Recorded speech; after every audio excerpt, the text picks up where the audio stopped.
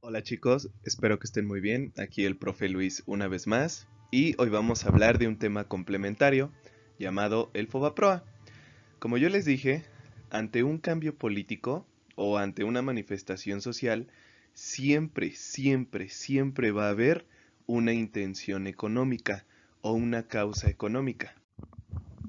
¿Por qué es importante hablar de este tema? Porque en nuestro libro nosotros abordamos el tópico de la alternancia política, pero es difícil a veces notar todo lo que rodea a un proceso histórico. Por ejemplo, analizamos el efecto tequila y hoy nos toca analizar el Fobaproa para entender de mejor manera lo que nos quiere explicar toda esa causa histórica que rodea a la alternancia política, es decir, el disgusto social. Seguimos. Sus características son muy simples. Se le denomina Fobaproa porque es el Fondo Bancario de Protección al Ahorro y se creó en el país en 1990 con el objetivo de que cuando hubiera una crisis económica hubiera un colchón de dinero que ayudara a solventar en dicho momento ciertas situaciones. Desafortunadamente, como ya lo hemos visto una y otra vez, en México es muy difícil analizar lo que se quiere hacer con lo que se hizo, porque siempre hay polémica acerca de ello. Esta polémica siempre va a suscitar divisiones entre lo que opinan sociólogos, historiadores, filósofos, antropólogos, politólogos, pero nosotros nos quedaremos con un punto objetivo acerca de esta situación. En 1994, como nosotros ya lo vimos, efecto tequila, se registró la peor crisis financiera del país a finales del siglo, y fue una de las más graves en la historia, ya que se devaluó nuestra moneda una vez más, ya que de la noche a la mañana hubo fuga de capitales, que ya sabemos qué es eso, que es cuando los empresarios ven que las cosas están muy difíciles en un país y deciden irse. Ahora, esta crisis va a afectar básicamente a muchísimas personas en el país, pero especialmente a los bancos. Desafortunadamente, para la población mexicana y los empresarios mexicanos, por lo general crecemos endeudando primero nuestro capital y posteriormente doblando o triplicando su valor. ¿Qué quiero dar a entender con esto, chaparritos? Que el mexicano está acostumbrado a pedir prestado, luego invertir y pagar lo que pidió prestado, que eso no es una sana doctrina o una sana medida dentro de la economía. Si se tiene, se compra, si no se tiene, se espera. Dato para la vida. Entonces, ¿qué es lo que pasó aquí?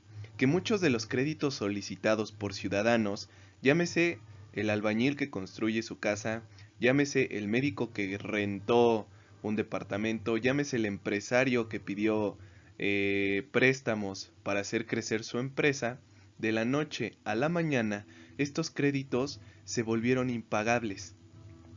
Casa, auto, préstamos, todos ellos se volvieron imparables y, por supuesto, impagables.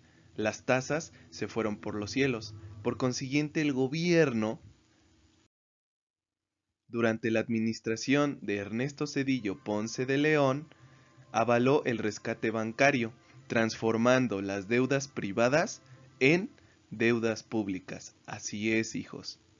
Muchos mexicanos que no habían pedido ni un solo peso, a través de esta medida, pagaron entonces las deudas de aquellos empresarios que habían básicamente pedido préstamos.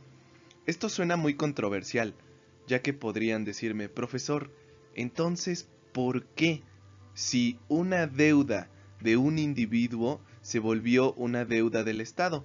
Pues muy sencillo, hijos, porque tan solo en ese año se perdieron alrededor de 400 millones de dólares en reservas del país, además de pedirse préstamos muy elevados al Fondo Monetario Internacional para poder solventar la crisis. ¿Qué nos enseña?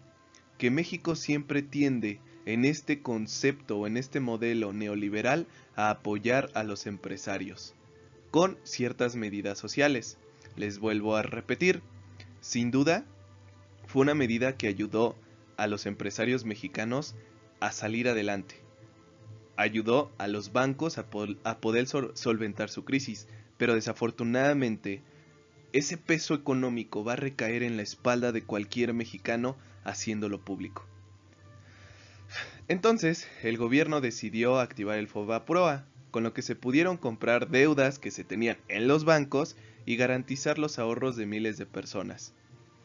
Puede ser que la medida haya sido buena hasta cierto momento, pero también fue una medida controversial. Y vamos a ver por qué. Cuando esta medida se suscita y posteriormente los efectos se pueden ver años posteriores, hubo varias posturas.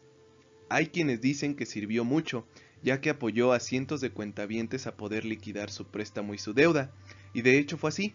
A muchos de aquellos que habían pedido un préstamo en ese momento, se les ayudó con un colchón de tiempo y con un colchón de dinero a pagar su deuda, que siguió siendo la misma, o que en su defecto aumentó su valor. Hay otros que dicen que sin esta medida muchos bancos se hubieran ido a la quiebra. Abro un paréntesis, bancos que habían sido privatizados años anteriores. Es decir, si esto se hubiera gestado única y exclusivamente siendo los bancos de orden público, hubiera sido muy diferente. Hay otros que dicen que el gobierno apoyó instituciones bancarias al comprar basura financiera, como deudas incobrables. En español, que me pueda dar a entender, que el gobierno ayudó a los bancos privados a que esas deudas fueran públicas para que se pudieran pagar y no pesaran en el crecimiento bancario a futuro. Es por eso que la polémica es tan fuerte, porque algunos dicen que solo ayudó a la cúpula del poder financiero en nuestro país y otros dicen que fue generalizado. Nosotros nos vamos a quedar con que miles de de cuentavientes lograron solventar su deuda y también muchos empresarios lograron cubrir las cuotas que tenían a futuro. Pero seamos un poco honestos, ¿una empresa bancaria siempre va a ser justa con respecto al pago de una deuda? Es aquí cuando ponemos en tela de juicio. ¿Lo privado siempre tiene que ser público y lo público es privado? Es decir, ¿los empresarios harán pública alguna vez toda su fortuna y riqueza para la mayoría de la población mexicana? Tal vez esa pregunta no tenga que contestarla su profesor en este momento, pero sí ustedes, y a lo mejor sus papis que están viendo el video. ¿Por qué el gobierno mexicano en algún momento decidió salvar a aquellos que no han salvado a la sociedad mexicana? Es momento de reflexión, porque esto nos deja una enseñanza muy fuerte, muy importante.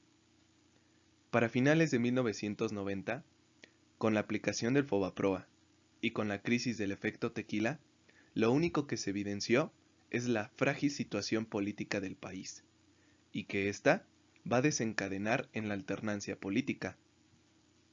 Por consiguiente, las personas dejaron de creer en el partido que estaba gobernando para confiar sus esperanzas y sus anhelos en un nuevo partido que respondiera a una consigna muy fácil: no corrupción. Desde los años 2000. Es 2020 y aún tenemos altas cifras de impunidad y de corrupción en nuestro país. La realidad histórica no se construye con esperanzas, se construye con acciones. Y en nuestro país ha sido muy difícil dejar atrás esa parte de clientelismo, compadrazgo, relaciones entre lo privado y lo público, entre lo político y lo económico. Porque en nuestro país, como yo les dije en alguna ocasión, existe la clase política. Esa clase que vela por sus intenciones, beneficios y sobre todo sus intereses ante los del pueblo. ¿Cómo podernos explicar entonces una nación tan rica en cuestión natural, energética, pero con altos índices de pobreza? 74.6 millones de pobres pagan hoy lo que se hizo en 1994. 128.5 millones de habitantes en nuestro país están pagando, una vez más, los errores de un gabinete y las malas decisiones de los empresarios privados. Espero que les haya gustado el video del día de hoy. Hoy fuimos muy críticos, a pesar de que habíamos dicho que no lo íbamos a hacer. Siempre es así la clase. Espero que estén muy bien y que estén en casa. No se van sin antes su actividad. Quiero que me escriban una breve reflexión, más o menos de unos 10 renglones, de la polémica de convertir una deuda privada en pública.